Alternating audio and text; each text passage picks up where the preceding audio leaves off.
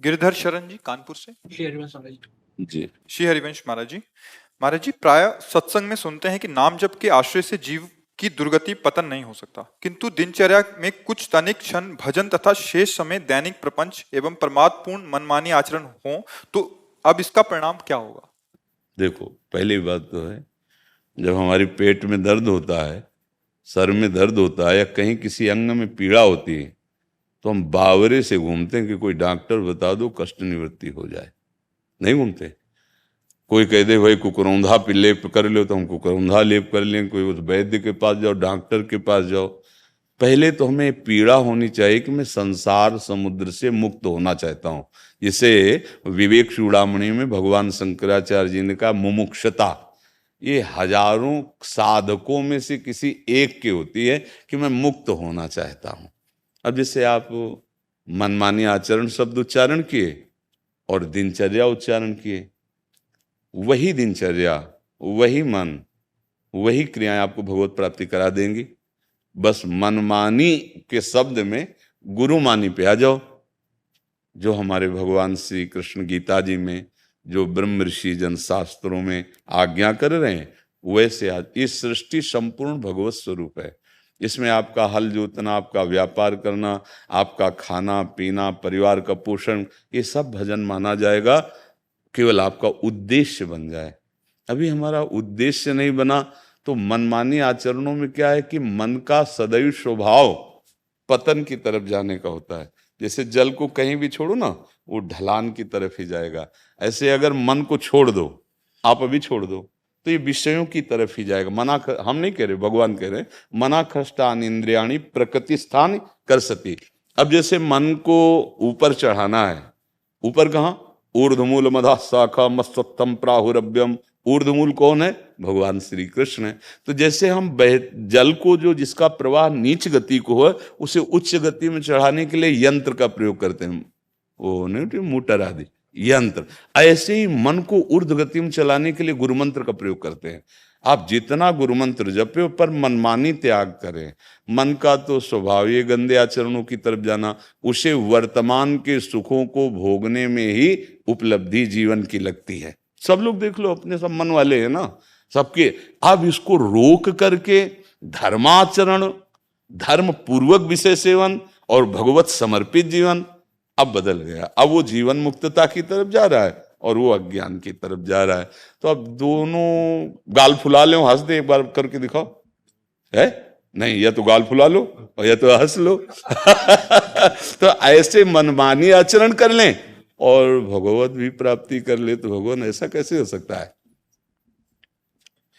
तो इसलिए हमारी तो प्रार्थना है कि पहले मनमानी आचरणों को छोड़ने के लिए सत्संग वाक्यों का मन में मनन करो, और नाम जब आपको बल देगा उसको गलत रास्ते से रोकने में। वो जब आपको प्रथम स्वभाव का जलाएगा तो उसको आपको सहना पड़ेगा। धीरे धीरे सहते सहते आपके हृदय की जीव ही मलिनता नष्ट हुई तो यही मन तुम्हें भगवान से मिला देगा। यही मन आत्म स्वरूप में स्थित हो जाता है। यही मन जब अमना हो जाता है, संकल्प रहित हो जाता है, तो भगवत स्वरूप हो जाता है। विभूतियों में भगवान ने कहा है, इंद्रियाणाम मनश्चास्मि, इंद्रियों में मैं मन हूं। किसका प्रश्न था? हाँ, आप समझ रहे? हाँ, मनमानी आचरण तो फिर विषयों की। कभी ऐसा द्वंद चलता है कि ऐसा लगता है कि प्रमाद होता है कि आज ना भजन कर लिया है, अब तो शायद सारी छूट मिल गई है, अब तो नहीं, ऐसा ऐसा ना तो कभी सत्संग में बोला गया है और ना किसी शास्त्र में लिखा है। ज्यादा नाम ले लिया आप तो प्रमाद होता है कि आपने इतना माला जप लिया सब तो कुमार्गगामी बनने के लिए, कुमार्गगामी बनने के लिए कभी आदेश मिला है? नाम के बल पर पाप करना वज्र के समान पाप हो जाता है और वो उसे अवश्य भोगना पड़ता है। भूल से पाप हो गया, नाम काट देगा, और नाम के बल से पाप किया जाए तो ये देखो, अगर औषधि का प्रयोग किया जाता है रोग निवारण के लिए, देखो कितने टेबलेटों पर सरकार प्रतिबंध लगा देती है ना, कब? जब उसे आप व्यसन के रूप में लेने लगते हैं। आप देखो अपने प्राकृतिक धरातल में देखो, वही आपकी औषधि है, लेकिन आप जब व्यसन रूप में उसके लेने लगे तो आपके ऊपर शासन लागू हो गया। वही नाम आपका परम मंगल करने वाला है, पर नाम का सहयोग लेके आप दुराचार करने लगे, अब आपके ऊपर शासन लागू हो जाएगा और आप पिटोगे, फिर ठीक हो जाओगे। ठीक तो कर ही लेंगे, वो बहुत बहादुर हैं। हाँ, साम दाम और दंड भेद से सीधे रास्ते हैं। ऐसा नहीं, सच्चाई से जब नाम जप करोगे तो भय एक लगेगा कि मुझसे कहीं नाम छूट न जाए, कहीं मेरे से गलती ना हो जाए। श्री कृष्ण अनुकूलेन प्रतिकूलस्य वर्जनम, ये नाम जापक की वृत्ति होती है। अपने प्यार, जैसे आप हमें मान लो अपना कुछ भी मानते हो, हमसे प्यार करते हो, तो आपकी यही चेष्टा रहे कि अगर इनके सामने मैं बैठा और ये हमें प्यार से देख रहे हैं तो मेरी कोई ऐसी गलती नहीं होनी चाहिए कि हमारी तरफ देखे ना, फिर तो जीना मुश्किल हो जाएगा।